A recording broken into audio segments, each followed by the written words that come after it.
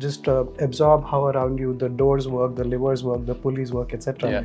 Because he thought the application of it was a lot more important for us to learn. So one of the first few things that you have to go through as part of your onboarding is getting trained in CDI and D4D. Yeah. Literal sense, if you look at it, follow me home looks like stalking someone, which is not. It's observing. Connectedness of the ecosystem between an iPhone, an iPad, Yeah. a Mac, and the way your AirPods would seamlessly transition from your phone to your laptop whenever you are taking discussions or meetings or calls. Underrated, I would say.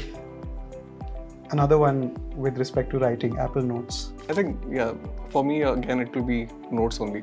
Yeah, notes is a winner.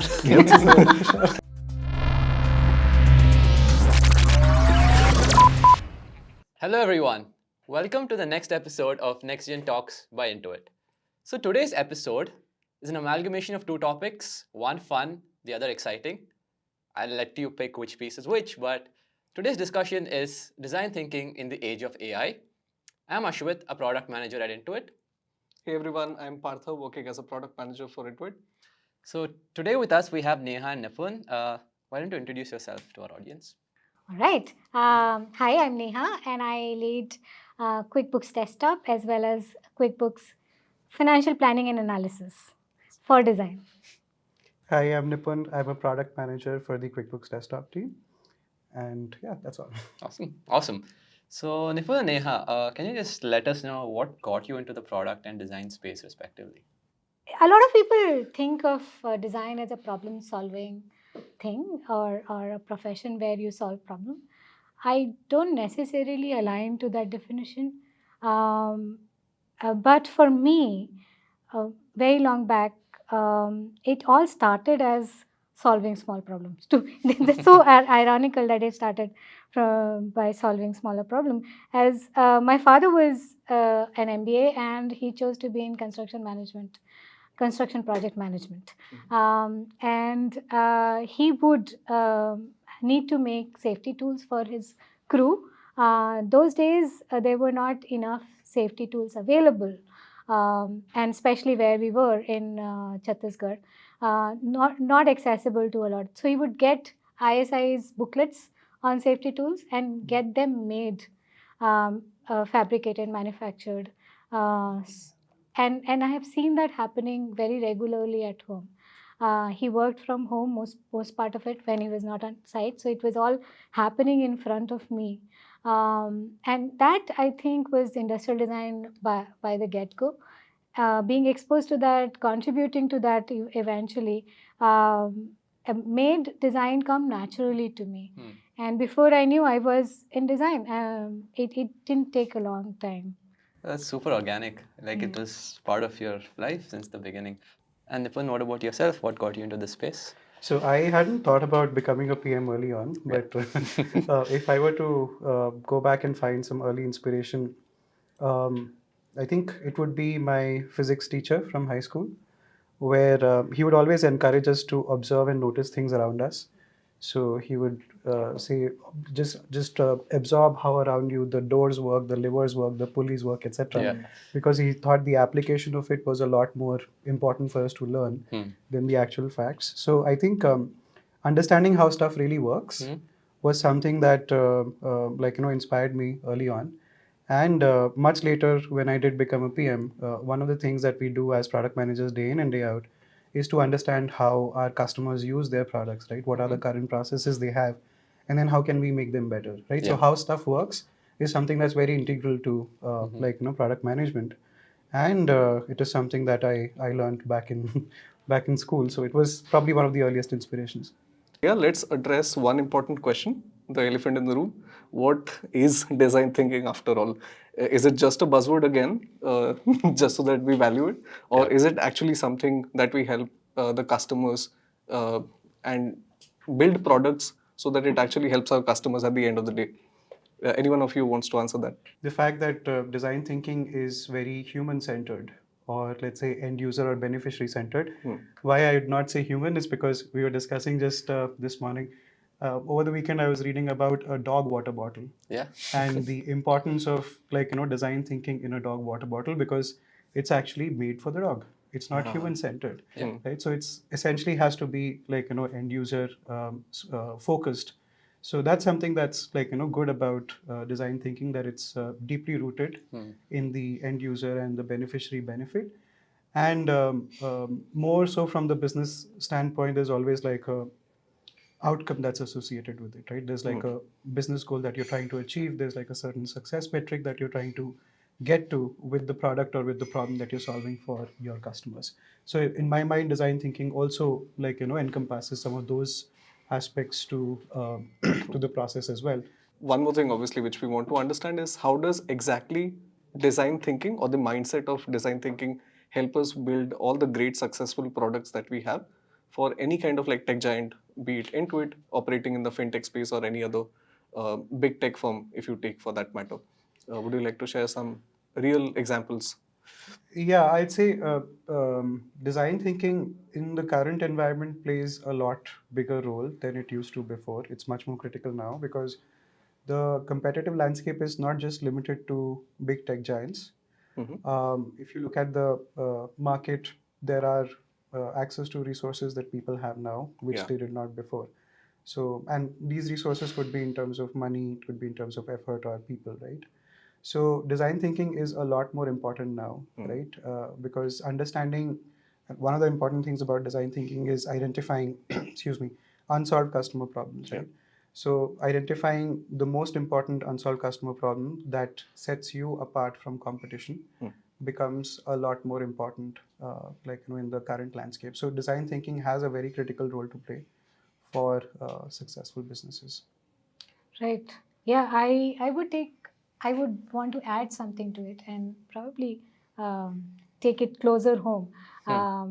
Applying design thinking actually for me and what I observed also helps us externalize our thinking process. And in teams who are participating into design thinking, it helps them align faster because everybody can almost see their somebody else's ideas. Debate because what they can see, they can talk about easily. Surface their contention if there are any, and move everybody forward towards a goal. Because it is happening together, it kind of serves as a collaboration tool as well. Both of you spoke a lot about collaboration, right? And how important design thinking is. So it's not just PMs or designers on the team who should be doing it. Like how do you build an environment that enables everyone to collaboratively contribute to that process? Right. Yeah. That goes without saying that if everybody is not involved, they are not aligned. Yeah. Alignment rarely happens on a document. It usually happens in these settings where people come together with their ideas. So how do you facilitate those environment? Actually, because CDI and D4D provides us a template, it's easier to work with that within the time limitations that we have. Bring everybody together in a room or on a Zoom to go through the process step by step, and just by going through it, coming up with one aligned solution every time. So Awesome. I would say that CDI D4D is our secret sauce. Perfect. I think that segues into the next part of the conversation. And since you already brought up, D4D and CDI, so can you talk a little bit more on what these two are and the whole design thinking and process at Intuit specifically? Can you help us like visualize some of these terminologies, the whole process, so that it becomes perceptive, as you mentioned, design thinking, when you see a lot of things, you're able to perceive. So can we have some sort of visualization? Yeah, let's go ahead and do that. Sure. As we were talking about CDI is customer driven innovation, and it has three tenets to it. The first one is the most important problem. So you go around and look for most important problems to solve. Now, this most important problem is not the problem that is available to be solved anywhere.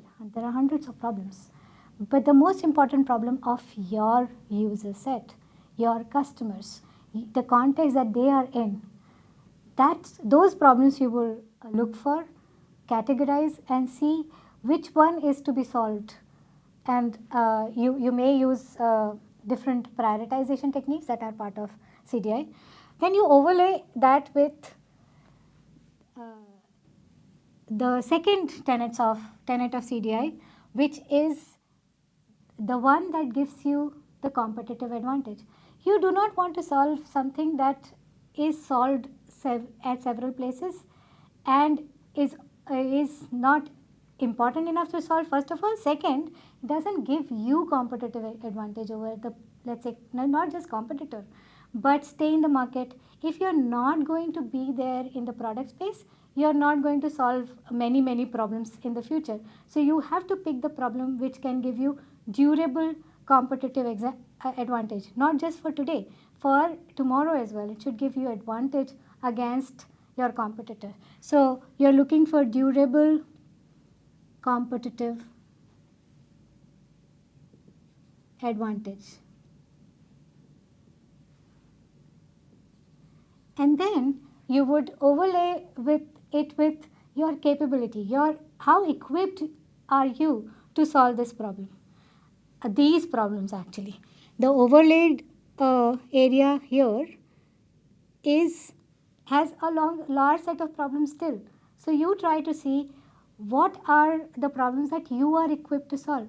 You might be in disposition where you have access to the customers, so you can solve them better. You have access to technology, so you can solve it better. So how are you equipped to solve the problems that are in the common area better? So you overlay it with equipped to solve. So who is equipped to solve? Team is equipped to solve. You and your team is equipped to solve. And that leads you to a very subset of problems that are the most pertaining ones, the one that gives you competitive advantage, and your team and yourself, of course, are best equipped to solve. And that kind of crux the CDI. All right. So we learned from Neha about CDI, customer-driven innovation, and how we use it to prioritize which problems to solve, right? Now let's take a look at D4D, or Design for Delight, which tells us how do we solve those customer problems, right? So the first and the most important tenet is that of deep customer empathy, where it's important for us to understand the different pain points that our customers have with regards to the problem that we are solving for them, right? So as part of deep customer empathy, what we do is we truly connect with our customers and understand their workflows, understand their journey, and the particular problem that they're facing that you're solving for, right? So that's the most important part. And then comes the part of ideation, which in D4D is called go broad and go narrow, wherein we ideate and we first go broad to create a broad list of ideas or a broad set of ways in solving that particular problem for our customer. And then once we have gone broad, we go narrow to identify, let's say, the top 2 or 3 ways to solve that particular problem, right? And that's the part where we ideate, right? And then the third part, once we have, let's say, identified the top 2 or 3 ways to solve that problem, we have the part for rapid experimentation, where we take our solution to our customers and we rapidly test them with the customers, and we identify what are the shortcomings. We iterate over the solution so that we learn fast, and so that if we were to fail, we fail fast as well, right? So these 3 tenets of Design for Delight, deep customer empathy, go broad and go narrow, and rapid experimentation, ensure that we are solving the problem really well by doing it in an iterative sort of a manner. So thanks Nipun and Neha for helping us visualize that and makes it super clear in terms of what you were explaining. So is this process typically linear, or is there a different way of doing it? I would say it's not linear. Yeah. It has to be, or I'd rather think of it as a cyclic, process. So it doesn't have to be that you always have to, let's say, go broad, go narrow first, or build deep customer empathy first, because there could be also a situation where you're joining the process at a point of time where you're in the experimentation phase. Yeah. Right. So it's more cyclical than it is linear, and let's say one example that comes to mind is we were building something called as the online migration tool for QuickBooks Desktop customers to move to QuickBooks Online. And while we were in the stage of rapid experimentation, we learned that there could be a problem that could be adjacent to this problem, which could also be solved for, let's say, accountants. Right. So instead of directly jumping into, let's say, a go broad, go narrow and tweaking the solution that we had built for SMBs, we decided to go through the whole cycle once again, right? Where we went and we built that customer empathy for the accountant segment. And then we went ahead to come up with different ways to solve it. And while we used the same technical stack to build the solution on top of it, we made sure that we are following the whole process to be doubly sure of the solution. Right. Right. A lot of times, sometimes you would discover another adjacent problem, just in this case as well, or you get to another trajectory itself. So let's say you were solving for invoicing, and you were very sure that this is how we are solving it. And you are in the middle phases somewhere where you have generated so many ideas, you're just validating. During the validation, somebody said, but I do it alongside estimation, or you if my vendor has said this, then I would have done it. You realize that estimation and vendor alignment might be very, very critical to this process, and you would branch out into expenditure management, which might not be your goal, and you might want to do a sub-cyclic process separately or together with this project. So depending on how complex is the problem, there could be several circles going swirling around while you're trying to go linear. Even if you want to go linear, you won't go there. Okay, one thing which we might want to understand is that can we skip any of these parts? Because we know, again, the context of this question is that because we have a lot of competition, as you mentioned, in the market, and there's a push of reaching certain business goals by a certain period of time.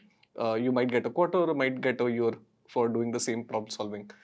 Have you experienced in any situation that people are not following the process to the T, like how we have designed or put it in the whiteboard right now? Or do you think that we should do each of these steps diligently? Yes and no. Yes and no. Yes and no. I'm not sure if you have ever cooked, but you've cooked a meal. Should you put the rice first or the dal first? Should you mix them together, or should you do this step before that step? Okay. It's like that. You have ingredients, and you have 100 different ways to put them together. At that point in time, depending on the context, you may want to decide that. Now, if you bare bone the whole process, what are we doing? We are building point of views. We are building our best foot forward to solve it, and then eventually buying alignment or building alignment. If in a circumstance you can do it better in one way, you would do that. That said, if we do everything, it is gold. Yes. Right. And again, I would just like to add on top of that, is the answer or is the solution that you're going after very, very obvious? Right? Okay. If the solution or the answer is very obvious, in case you don't have any assumptions or what we call LOFAs, right, within Intuit. Leap of faith assumptions. Leap of faith assumptions. So in case you don't have any of those assumptions to test, right, where okay, the solution's so obvious, if you were to launch it, it will be successful, right? If the answer was so obvious or the solution was so obvious, maybe you will skip a few of these steps.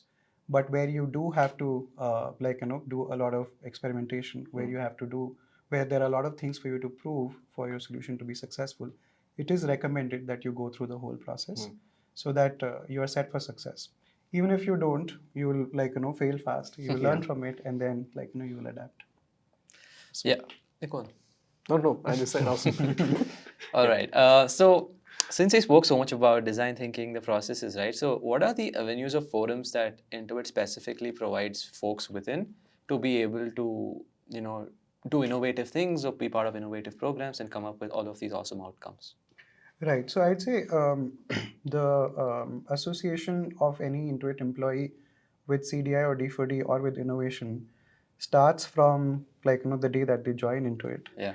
Right. So one of the first few things that you have to go through as part of your onboarding is getting trained in CDI and D4D. Yeah. Because while we may prefer candidates who know how to apply design thinking, we also have to make sure that in case you don't know about design thinking, we are training you in it. So it becomes part of your fabric very early on.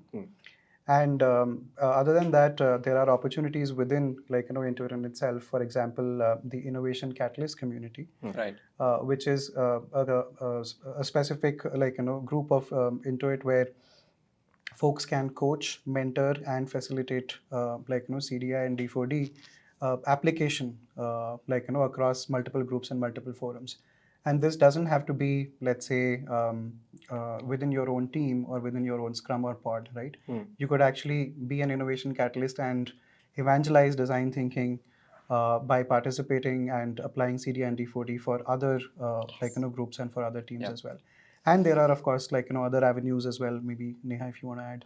And one thing, this is not just for designers and product managers, right? This is not just for designers or product managers. Okay. Anybody can participate. Every employee, Every whoever employee can be. joins. Awesome. We also do so like the seasons and festivals. We do at least 4 times Innovation Catalyst training through Innovation Catalyst community. We do Global Engineering days twice a year, 1 week in a stretch. Several innovation days, 4 last year, 1-day events where people come together, generate ideas through the processes, and innumerable time that happens within pods and teams. So this is the strength of or power of recall. Because you're doing it several times in different circumstances and occasions, it becomes part of you. And you said it sometimes back, I think. It's not just for designers or for product managers or for developer for that matter. Our support functions use it for improving employee experience. Our facility teams uses it for improving building experiences. So it's everywhere. It's part of our DNA. Many years ago when I joined Intuit, the relocation team reached out and they wanted to use CDI and D4D to improve their processes of relocating employees and bringing them to Bangalore. So this is just one of the examples of how it's so ingrained in the fabric of Intuit that no matter what role you're playing at Intuit, you would be applying CD or D4D in some way or the other. Awesome. Last year, incidentally, we facilitated this process for insurance claim and approval and addressal. So yeah, everywhere. Yeah, and since we spoke a lot about the DNA and fabric of Intuit, one thing that I also personally, resonate a lot with and love is, talking to customers directly. Yes. Yeah. Like it's called Follow Me Homes or FMHs. Can you shed some light on that? Like the whole process of, connecting with a customer, targeting a specific cohort, getting learning, synthesizing them, and going through that process. So how is that like? Right. Yeah. It's design research in nutshell. Follow Me Home is one part of it. Generally, we also follow alongside it AEIOU framework, where you observe the environment based on what is there, what's happening, who is interacting with whom. literal sense, if you look at it, follow me home looks like stalking someone, which Yeah. is not. It's observing. Which it is not. But you are trying to get to the day of the customer. Yeah. You're trying to understand the most critical things that they might be doing on a daily basis. You're trying to understand if they think it is a problem. You are trying to also understand, if at all they think it is a problem, what makes them think that way. So while you are asking probably a set of questions, you're also being observant as to what is happening, why somebody is doing, or what, more than what, why, what is it that they're doing, what is the sequence, what comes first, what comes later, is there a synergy. And then eventually you, of course, because of this, you are able to understand your customers better. You are able to relate to them better. They are flesh and bone, just like you. And they start becoming more than their names, the number on your total number of customers. And you start being empathetic. And it is just the start of the deep customer empathy that you would eventually develop. Yeah. No, absolutely. And just to add, that's why it's called Follow Me Home, and they're not called just customer interviews. Yes. Because interviews would mean you're asking them questions and they're answering it. But one of the things that we do as part of the Follow Me Home exercise is also to build an empathy map. Which is what are they saying versus what are they doing versus what are they thinking and how are they feeling as they are using your product or as they are going through their business workflow.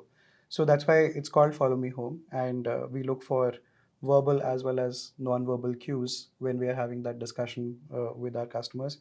Many of our teams that are based out of India have customers sitting in the United States, and I think over the last couple of years, especially with COVID and everything, the teams went about creating this playbook of how do we build that customer empathy remotely. Like how do we reach out to customers from all this far and then do discussions with them, follow them home, and understand what is it that they do in their business for us to be able to make sure that they are successful. Yeah, absolutely. And also when we write the PRDs in a lot of these documents, business cases, a lot of them are written with a very customer empathetic view from the viewpoint of a customer, like what would they say when they have a problem like this, right? I think that's wonderful. And moving on to something fun, what we also love to do is put our guests on spot. So we have like a lightning round or a rapid fire round. We have a couple of questions and we'll ask a question and each of you can go after the other. No, we'll not just have couple, we'll have more. Couple is just to ease them into the process, but then we'll have a few more once you're eased into the rapid fire. But we can start off. What's your favorite work productivity tool? Interesting. Slack. Yeah, Slack. I'd say Google Docs for me. Google Docs. Yeah, I chat, you write. I comment, Neha, can you please? I'm a Google Sheets guy. Google Sheets guy. Yeah, with the rows and columns and having it in structure, it helps me like be aligned myself and also my team to be aligned. Yeah. And be very objective to the things. What about you, Ashwith? Me, I love Slack for some reason. And to be fair, the other day I was just talking with my manager, and then we were casually chatting about screen times on the phone and how we use it. So iOS has that whole screen time feature, right? I just opened it, and for some weird reason, Slack was on top, and she was like, "Dude, you need to get a life. Like, what are you doing? Why Slack your most used app?" Yeah, but truly, I do like the app, to be honest. Yeah, and also we love dogs for obvious reasons. Obviously. And the next one I would ask is, what do you like in terms of design when you compare iOS versus Android? Right. We all have iPhones, I guess. Can I go? Yes, Sure, please. Connectedness of the ecosystem between an iPhone, an iPad, a Mac, and the way your AirPods would seamlessly transition from your phone to your laptop whenever you are taking discussions, meetings, or calls. The seamlessness with which that happens is very, very delightful, per se. Got it. Right. Yeah. Related. Not exactly same. It asks me less questions. Right. And does it for me. And I can't go around doing things that the app does not want. Yeah. What about you? I think, yeah, Apple. iOS is the best. It's very simple, neat, clean, and does the job. So that's it. Yeah. I think it's just the ecosystem play that Nipun was talking about that seamlessly transitions between the products, right? Like, for example, I'm using my phone, copy something, I just have to paste it in copies to the clipboard that shared between devices. I think that's something I love. Yeah, I think that's ecosystem play productive. and That's very being stronger productive. That's together. very Very productive Yeah, for very me. productive. Yeah. And even Intuit does that with Yeah. all the line of products that we have. Wow. Yes. Good one. Yeah. And the next one would be like, what's an underrated app that you use quite often? You like anything of that sort? Underrated app. Again, in terms of power of ecosystem, even when it has adoption like anything across globe, I think WhatsApp is an underrated app. Yeah. People don't appreciate it for what it is and what it can do for good or bad both. We're not aware what havoc it can cause and what good it can bring. So WhatsApp remains top of my list. Awesome. Underrated, I would say another one with respect to writing, Apple Notes. Notes? Yep. I was going to say the same thing. Right. Like everything's in notes for me. Yes, I use it for. How about writer? I haven't tried writer, but yeah, the notes specifically because again, there's that connectedness Yeah. Yes. that comes in again, right? And I can always take notes on my laptop and very easily refer to them, like on the phone as For well. sure. Partha, what about you? Underrated app? Underrated app. I think, yeah, for me, again, it will be Notes only because I also use it almost every day. Yep. Yeah, notes. Notes is a winner. Quite underrated is what the I send myself notes on WhatsApp. What do you think? Wow. But yeah. Yeah, with being able to text yourself is pretty cool these days, right? On Yeah, WhatsApp, yeah. One, again, controversial one. Brainstorming using sticky notes versus brainstorming in a digital application, maybe say FigJam. Right. If I'm doing it alone, I do it on FigJam. If I'm doing it together, I'm doing it on sticky notes. Smart answer. Yeah. I'm all for hybrid, but I do love the old school way of using sticky notes. Yeah. Everybody in the room and then doing the categorization, etc. Because I love the frameworks. I love what we can do with FigJam, etc. But I still don't feel the connectedness of the folks coming in together over a virtual meeting room, right? Yep. There's like a very different twist to it, very different empathy to it when you're all huddled in a room and you're putting sticky notes together. You can feel the temperature of the room. Yes. Yeah. You can understand each other's empathy. Yes. Yeah, that's true. Yeah. I think moving on. Yeah, sure. Yeah. Cool. Then we'll move into the next section and continue with our podcast questions that we have prepared. Cool.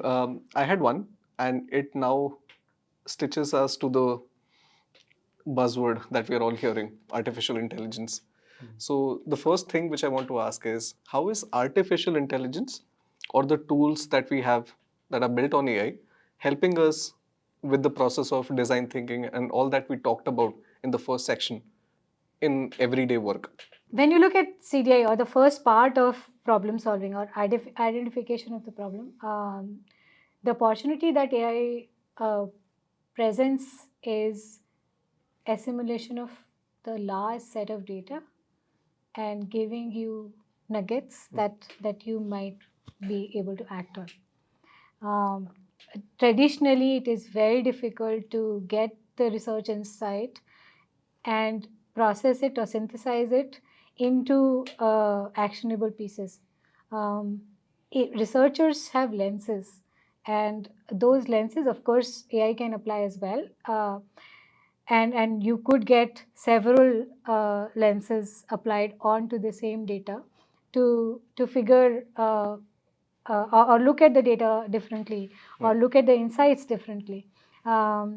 It more you do, better you get, and better starting point you get. So that's one of the crux for or revolution for me these days, that oh my god, I can get so much done.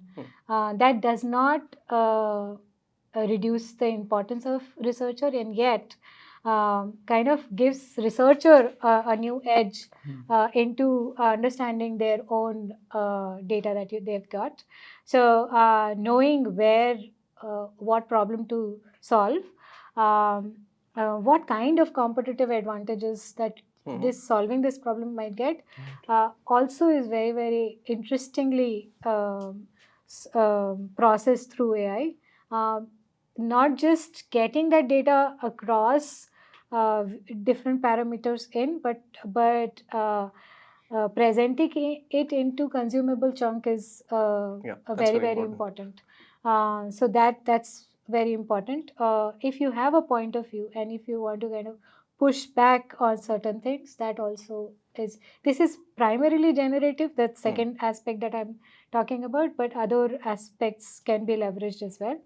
The third one, which is what are the capability of your team. A lot of time we are not very aware as to what exactly can be achieved. Knowing your workforce through the operational tools or processes of operations, AI can work at a top layer and give you that data, which you were not privy to. So that's that kind of touches upon organizational management, understanding your market, getting your customer research in place, all of that. But that's very, very important for your CDI process. Are we able to 100% do it? No. But whatever I am seeing right now, it is a great lever. Got it. No, and I'd say probably the same, like, would apply to the different tenets in D4D as well, right? So building that deep customer empathy, right, also has parts where you have to build that empathy from different, resources. Assimilation of that data, right, is something that AI can definitely help with. For example, one of the teams built this tool called Gen Vocalizer on top of Gen OS, and what it helps you do is the voice of customer feedback that you get every week. Let's say if you've received 500 or 1,000 different VOCs, it would help you create a quick summary of what are the top problems that you want to solve for. So building that deep customer empathy will always have applications where you can use AI to build that empathy as well. The other part is maybe in the process of going narrow, right? Where you may have come up with multiple ideas that you want to solve the problem with, but AI can definitely help you contextualize it. AI can help you narrow down by applying let's say filtration criteria, etc. Right? So how do you go about? And traditionally, we may be doing this, let's say, by using a 100-point exercise or one of these go narrow methods. But AI can definitely help you narrow down to finding the right fit that you can then test with your customers as well. And then I think even in the space of rapid experimentation, we can find different applications of AI. For example, what kind of audience we want to target, right? For experiments. There are of course provocations in the area of speculative design as well, using AI for design and AI for prototyping. So AI could help in those places, and AI can help intervene in that design process as well. So there are multiple applications that can be where AI can definitely help. Yeah, scenario building and such. Yeah, Scenario building I as well. forgot that as well. Right. Yeah. And how's the team learning all these tools and everything that is changing so rapidly, especially in the last year? I've seen so many tools being developed with the intervention of Gen AI and becoming very accessible to all. Do you have anything like what do you as leaders of the team do, especially so that everyone is trained and on top of the tools to leverage and be more productive? Incidentally, we are. We are building a coursework or a training module for both product managers and designers to be able to, first of all, help get help from AI in their day-to-day processes and work. Second, also figure the right usage of AI into the products that they are building. Actually, that's something that Nipun is very excited about. Yeah. No, yeah. So I think it's not just about the processes, right? It is about what role AI can play in the product that you build, right? And also what role AI can play in the different business problems or outcomes that you're solving for, right? How can you use AI, let's say, if you're a PM who's working on growth versus if you're a PM who's working on retention or monetization? Yes. There could be applications of AI in those areas as well, right? So those are again another set of places or interventions where AI can play a role beyond that of process in itself. A lot of time you're taking a position saying that, okay, I have this tool. How do I use it for my customer's benefit? It is going to be a norm sooner or later. Right. Now, how do we get there before our customers feel the need of or feel that it is not there and look for it? Right. Before Right. they look for it, we want to meet them where they are. Yeah. Yeah, and I think that reminds me of one of the things that was one of our leaders said recently was how electricity and internet became utilities over a period of time. Yeah. Right. We would eventually maybe we'll be at a place where AI would become utility for us. We were also thinking of mobile as an example, right, where many years ago companies went with a mobile first strategy. Oh, we have to increase our products adoption, let's go mobile first, right? So but now mobile has become a part of your day to day, right? It's one of those things that sometimes you go first with and sometimes you decide to bring mobile much later where the wherever mobile is playing a role. So AI would become something like that in the products and in the services that you build for your customers as well.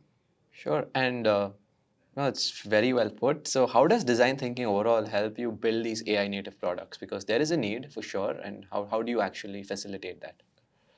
Yeah, so in terms of the AI nativeness, right? Yeah. Sometimes as designers or product managers, you may have a mandate, right, that you have to use AI, or maybe you are somebody who's in a horizontal role who's using AI in your day-to-day application.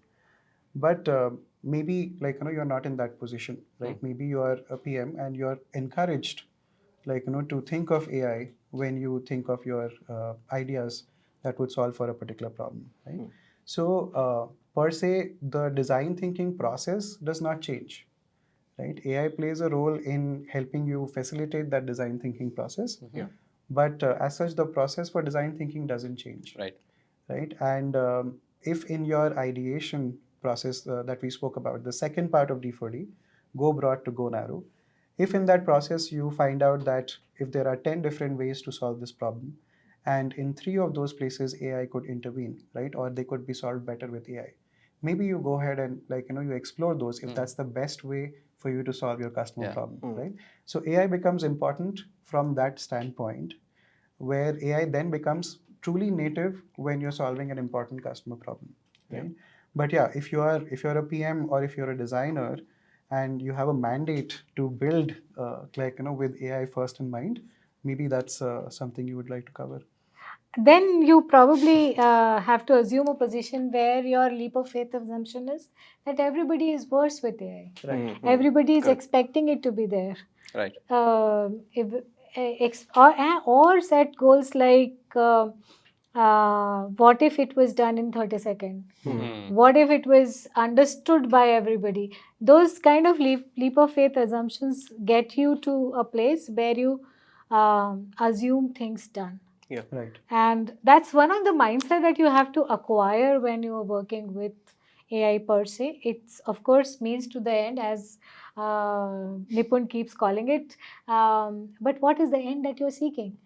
If you're seeking the end where everything is in a very different environment, a very different but yes, relatable to AI, then that is what it is. Change actually is very constant in this process. Today, whatever we are talking about, 10 days later, it is going to change. And we are evolving 10x faster. Whatever we have achieved in last 100 years, we have achieved in last 10 years. So it can be, the pace of change is such. In that environment, it is better to take that position of always looking ahead, always thinking of the scenarios where your leap of faith assumptions are true, and then solving the problems that you see. Yeah, and since you also spoke about the rate of change and it's rapid both technologically as well as from an expectation perspective, so how do you foresee AI will help these roles like product and design evolve over a period of time? How do you see the change happening there? Yeah, I did speak about acquiring a position of always staying in future. You're never solving for today's customer. The customer is changing all the time, and that is why you're always looking at future user. One of the things that we constantly do within our circles as well is to understand what will not be there, especially the products that we work with. We always keep on pushing ourselves back that today this is being solved this way. How is it going to be tomorrow? Right. And having that future forward mindset helps us prioritize better, invest into places where there is a durability, longevity, and stickiness of our customers. By meeting them where they are today, it ensures that you are staying relevant with them in longer term. As they change, you are changing alongside them. So that's one of the critical position that you acquire. That you're not just looking at the people who are going to be in future, you're changing alongside them. Yeah, and I think maybe in future the roles would require you to have that know-how, right, of AI in all the different things that we spoke about today, right? We spoke about processes of how you develop and design products. We spoke about the product in itself, right, which could have AI. We spoke about business outcomes that you're chasing, right? The growth outcomes, the monetization outcomes, so on and so forth. So having a know-how of how AI would help in these three different areas would set you aside as a PM or a designer, and I think it'll become a norm very soon. Right. Yeah. Yeah, sure. Absolutely. I think this has been such a rich conversation, and I've learned so much personally from the both of you. But I know that for retention, what we do is that we keep the most important question for the last. So, our question is what would be the top 3 indispensable skills that the next generation or the folks who are aspiring to be PMs or the designers of tomorrow should have? Okay, I'll go. I'll go first. Yes. One skill that never goes out of fashion and will never go out of fashion is observation. However you acquire it, however you practice it, being very aware of your environment, how things play. Nipun spoke of it at the very beginning about how he got interested in product. The skill of observation never goes out of fashion. The second one is to utilize technology or be tech forward. In that sense, right now, right away, is one skill of prompt design that everybody should learn. How you prompt right, or how you prompt at all, is a skill. And unless you have spent, we were talking about hours spent to acquire a skill a little while earlier, just a little while earlier. More you prompt, more you get better at it. And the third one is future casting, or not exactly future casting, but having your leap of faith assumptions, believing in yourself, in making those leap of faith assumptions, is going to be the skill when nobody is listening to you, you listen to yourself and go deep and figure that leap of faith. But you do that. As product people, we must. For sure. Yes. And I'd say mine are somewhat similar but slightly different. So first would be having that absolute customer empathy and understanding how that behavior is changing over a period of time, or how your products get used differently Right. over a period of time. One example that comes to mind is Alexa or Google Home, right? When the product managers or designers would have been working on that product, no one would have thought that a 4-year-old would be able to operate with it, right? That's true. But now you see them operating with it, and now your product has to start functioning, in a way that it supports the needs of a 4-year-old, right? Yes. So having that absolute customer empathy is number one. Second is evolving with the technology landscape and understanding what's changing in the technology landscape is very important, right? So we were talking about mobile some time back, then we spoke about cryptocurrency, VR. Now we're talking about ChatGPT and we're talking about generative AI. So staying attuned to what's changing in the space around you and essentially trying to identify how stuff works is something that remains very important as a skill. And then finally, I would say in the landscape of everything that is evolving for your customers and for your technology, being able to understand what to prioritize and where to say no becomes very, very important, right? Yes. Because like we discussed, the landscape is very competitive. Everybody has access to all kinds of resources. It's very important to understand what problems you are prioritizing and why. Right? And it's very important to be able to say no to things as well, because as a PM, you are often gravitated towards building a lot of things. So instead of building everything, what would you choose to be the most important problem or the most important thing that you'd solve for your customer becomes very important. So saying no is going to be a very indispensable skill in the future. Awesome. Yeah. That's great. Now we want to learn from you all that what do you like and what more that we can offer you. Hope you like this episode and learned a lot from our maestros here in this panel. Do like, share, subscribe, and leave your comments so that we understand what your problems are and what we can continue to experiment with and also bring the best of Intuit to you. Hope you liked it. See you in the next one. Thank you. Bye-bye.